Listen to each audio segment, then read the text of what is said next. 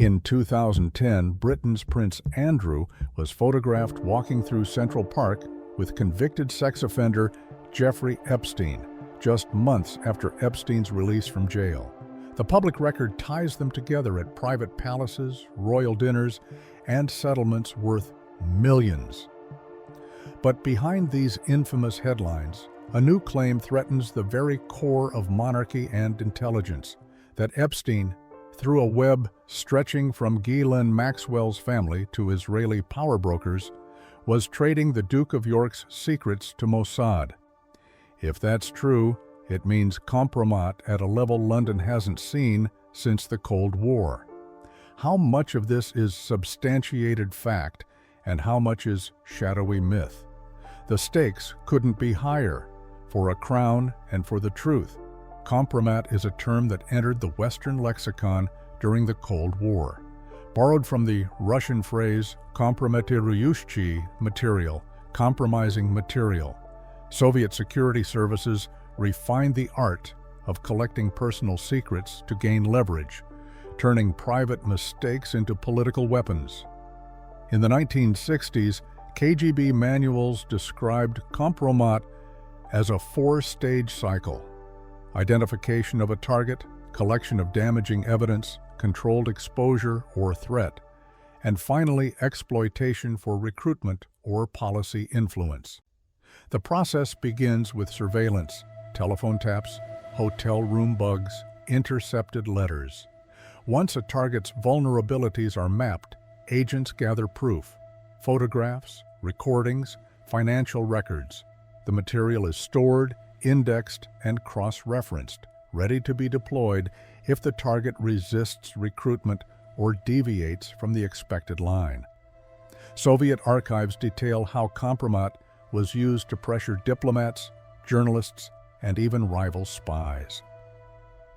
In one 1975 case, a senior West German official was filmed with a mistress in Moscow. The resulting footage was quietly shown to his superiors, ending his career without a word reaching the press. Western intelligence agencies took notes.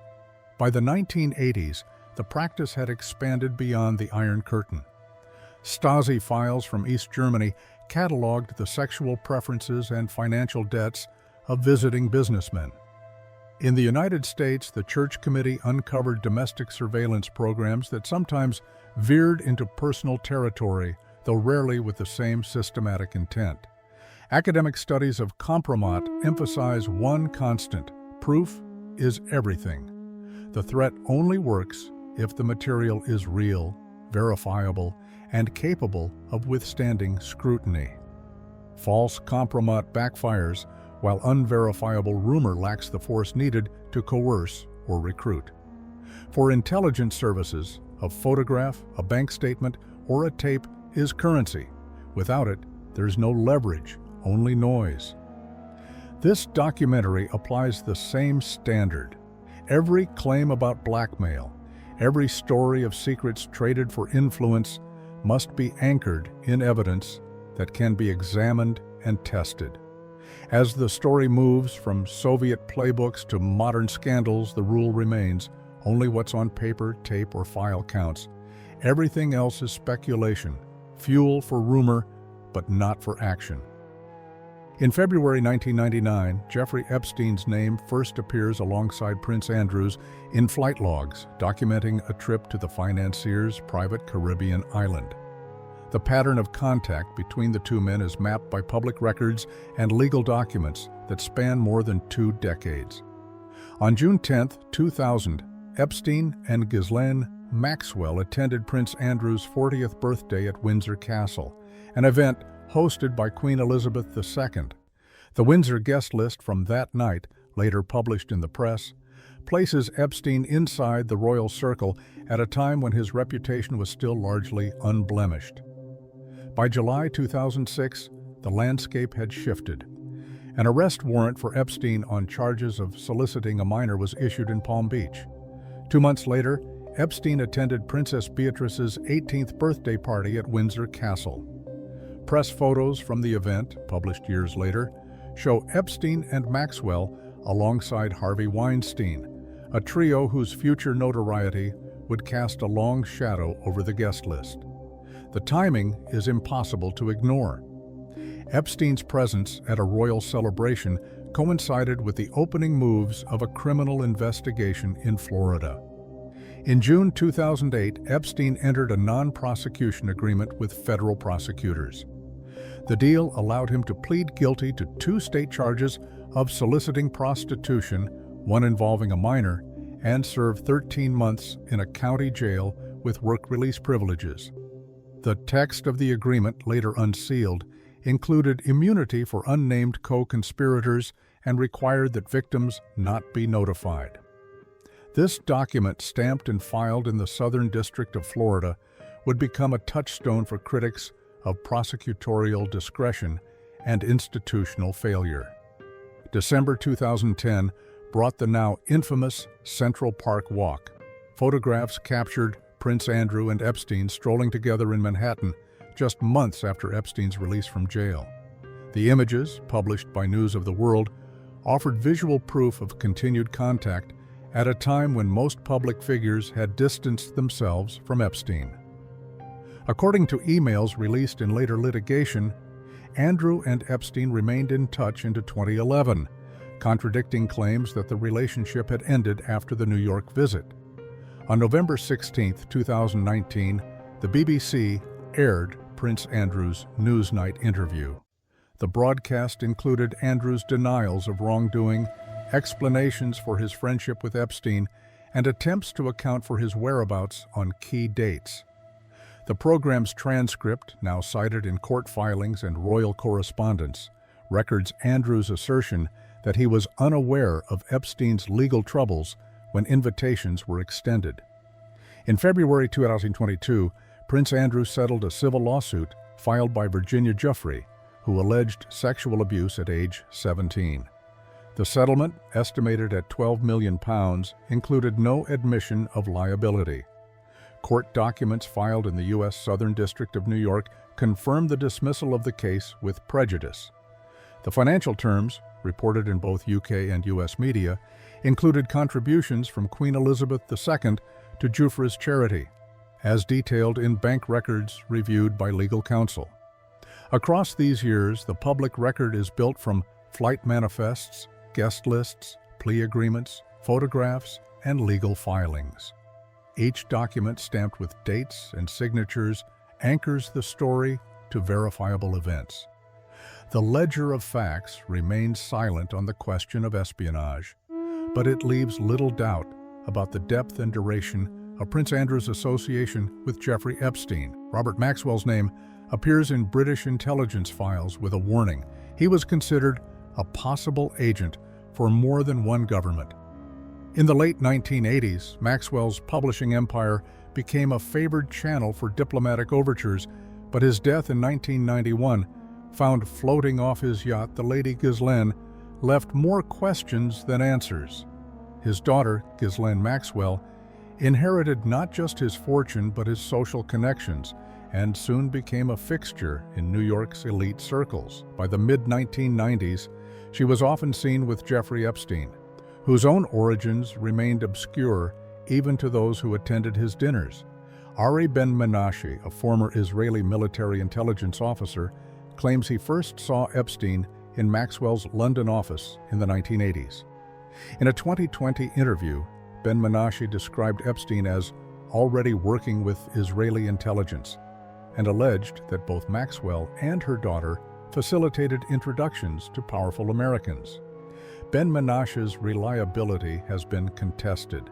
Time magazine once called him a spinner of tangled yarns, yet his claims have been cited in books, court filings, and investigative reports, fueling speculation about the purpose behind Epstein's network. The Mossad theory gained momentum in the wake of Epstein's death.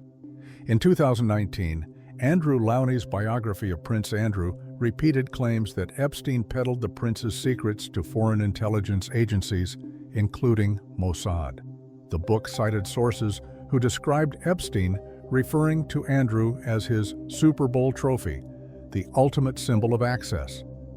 Around the same time, Stephen Hoffenberg, Epstein's former business partner and a convicted fraudster, told reporters that Epstein boasted of collecting compromat on high-profile guests for Israeli handlers. No documents have surfaced to back these claims, but they continue to circulate in media coverage and online forums. Ehud Barak, Israel's former prime minister, appears repeatedly in Epstein's appointment calendars.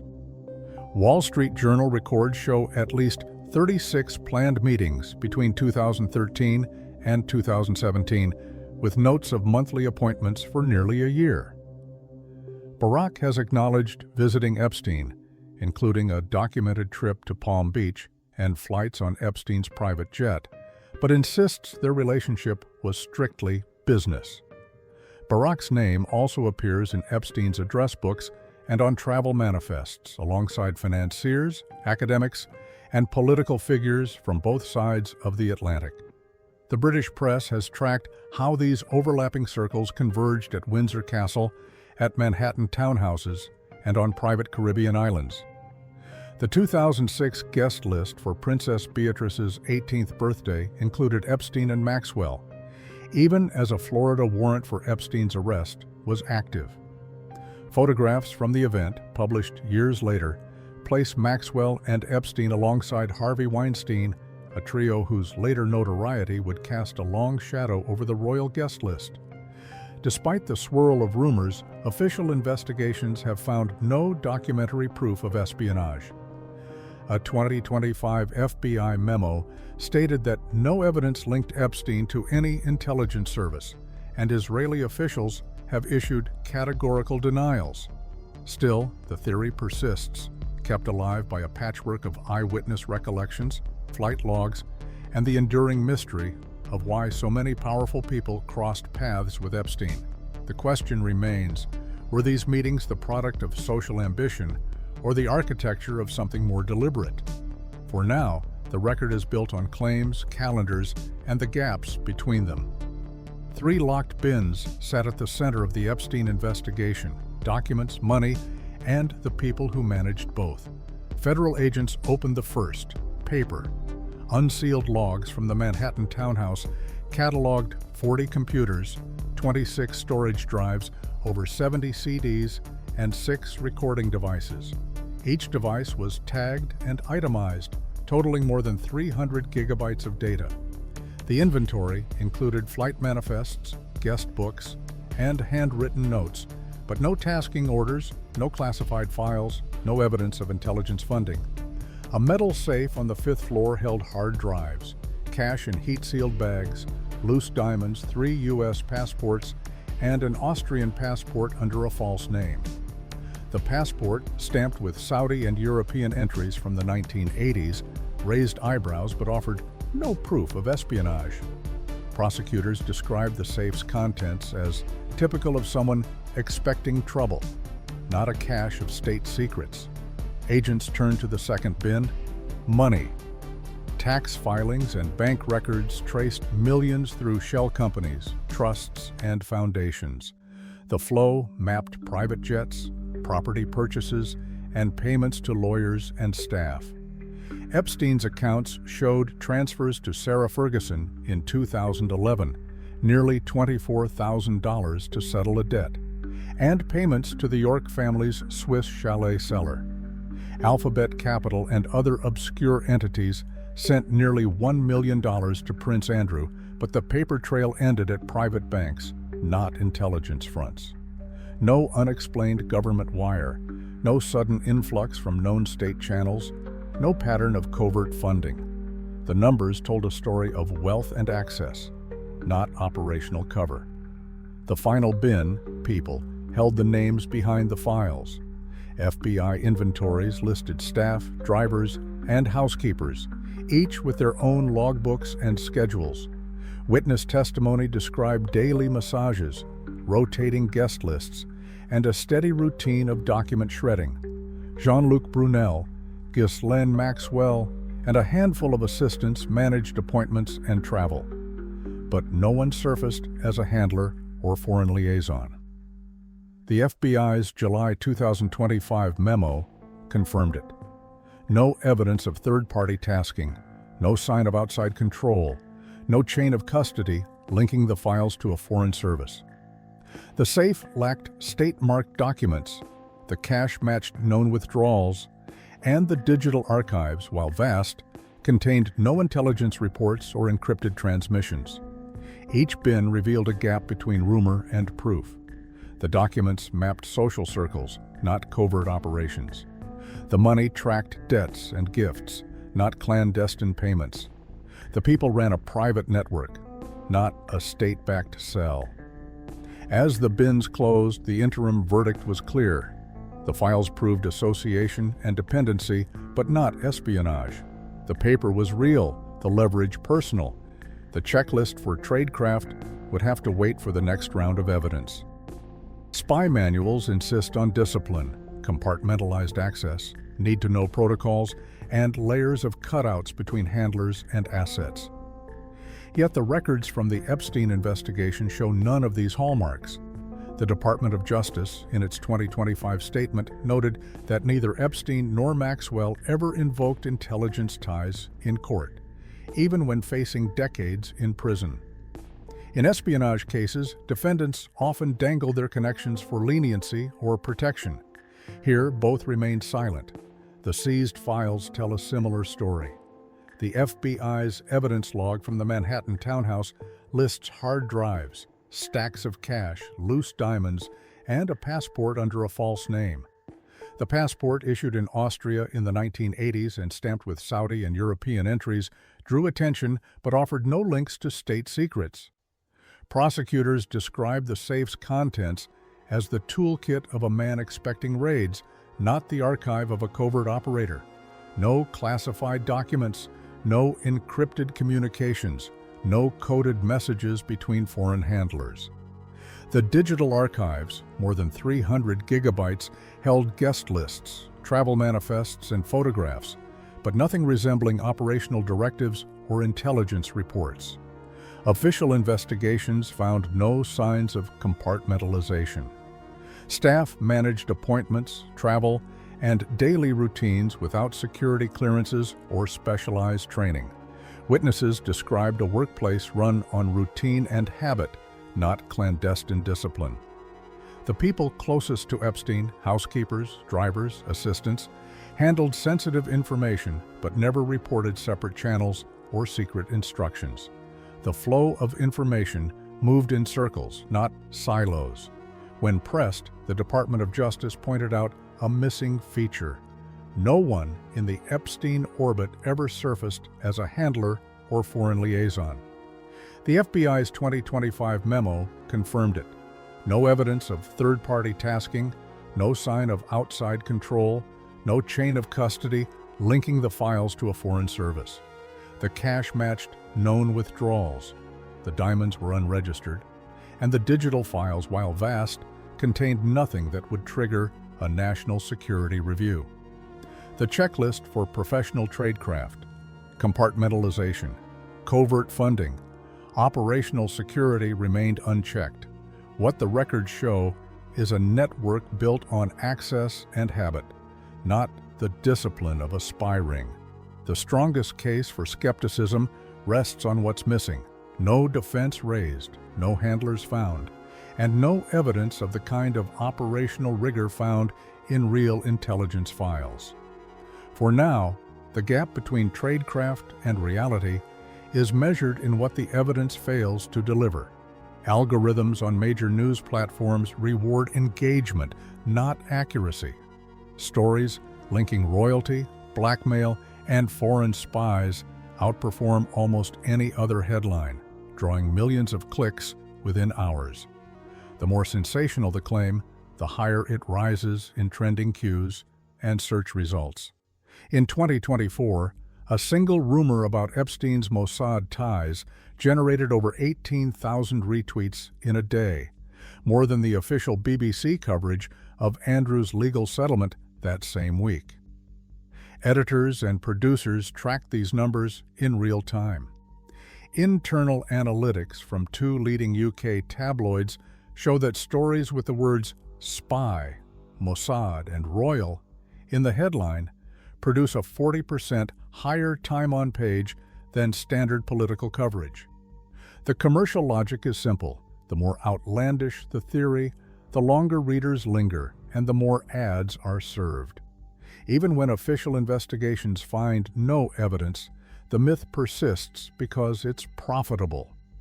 A debunk rarely matches the reach of the original claim. This dynamic isn't limited to tabloids or social media. Reputable outlets face pressure to keep pace. Editors greenlight coverage that leans into intrigue, knowing that ambiguity keeps audiences engaged. The cycle repeats, a new claim surfaces, is amplified by influencers, then picked up by larger outlets who frame it as a question, never quite endorsing, never quite denying. By the time a correction arrives, the story has already mutated, spawning new threads and hashtags. For victims, this churn has real costs. Studies of trauma reporting show that sensational coverage can overshadow the voices of those most affected, reducing complex lives to plot points in an endless scandal. In the rush for clicks, the pain of survivors is often recast as background noise. Media scholars point to a pattern: the more the story becomes about global intrigue, the less space remains for the actual harm done. The digital economy rewards the unsolved and the unresolved. Each unanswered question, was Epstein a spy? Did Mossad pull the strings? Becomes a renewable resource. The truth, when it arrives, is quieter. But the story, refueled by every algorithmic boost, persists long after the facts are settled. Between 1999 and 2010, the documented relationship between Prince Andrew and Jeffrey Epstein included at least 5 public meetings, with a 2010 Central Park photo and a 2008 non-prosecution agreement forming the backbone of the public record. The claim that Epstein peddled compromat about Prince Andrew to Mossad originates from interviews with Ari Ben-Menashe and is reinforced by references to Ghislaine Maxwell's family history. However, a detailed forensic audit of available documents, flight logs, guest lists, FBI inventories, and unsealed legal filings shows no evidence of intelligence tasking, state-sponsored payments, or classified materials in Epstein's safe. While 36 visits by Ehud Barak to Epstein's properties are recorded, no direct operational link to Mossad has been produced in any declassified file. Many intelligence and legal documents remain sealed, leaving some questions unanswered. Today, media algorithms and public fascination continue to amplify these claims, often overshadowing verified facts and victim stories. In the absence of documented proof, the public record stands, the paper trail is incomplete, but sensational narratives persist where evidence falls short.